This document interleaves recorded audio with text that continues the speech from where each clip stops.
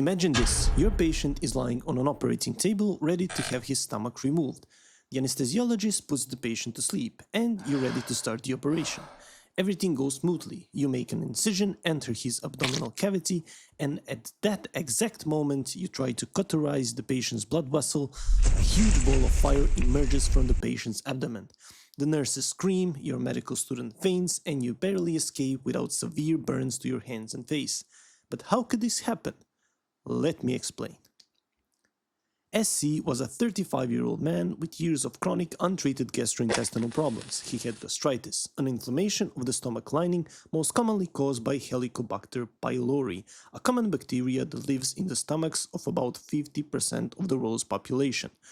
For most people, the presence of H. pylori requires antibiotic treatment only if it causes gastritis or peptic ulcers. SC, of course, never visited his family medicine doctor and never knew that his gastritis could and should be treated. He also had constipation, frequent abdominal pain, bloating, and flatulence. One day, his gastritis worsened so much that he had to call in sick and decided that enough was enough. He's going to take care of his health. He visited his GP, who prescribed him antibiotics along with pantoprazole, a medication that belongs to proton pump inhibitors, which lower the acidity of gastric juice. He was also recommended a strict diet to relieve his bloating and flatulence. Such symptoms are most commonly caused by the fermentation of food by gut bacteria, especially when digesting fiber, lactose, or poorly absorbed carbohydrates. Although H. pylori causes ulcers by increasing gastric acid concentration, it can paradoxically sometimes lower it, which allows bacteria you ingest to pass through the stomach unharmed and settle into your colon, where they cause further food fermentation and gas buildup.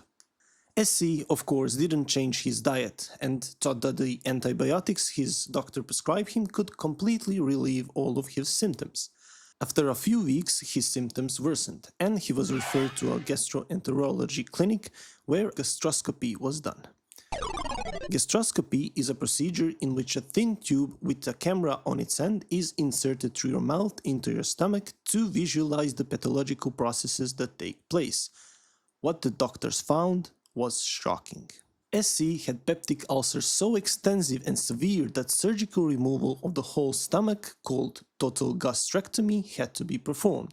SC reluctantly agreed, and 5 months later he was put under anesthesia in order to be operated on.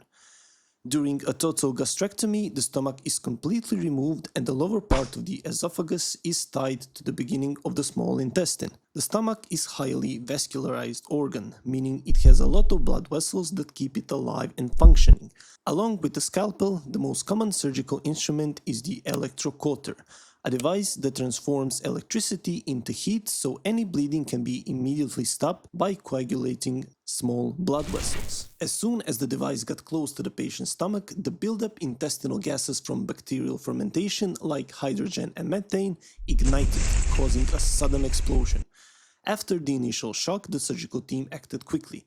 They extinguished the fire with a fire extinguisher. Just kidding, they used a sterile saline solution. The fire was dramatic but brief, so no other organs except his stomach, which he agreed to remove anyway, again, just kidding, were damaged. The surgery continued without further complications. Today, SC is alive and well.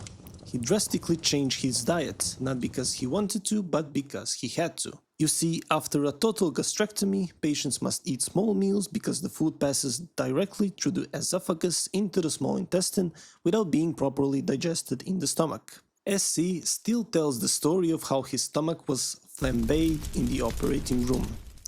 Thanks for watching.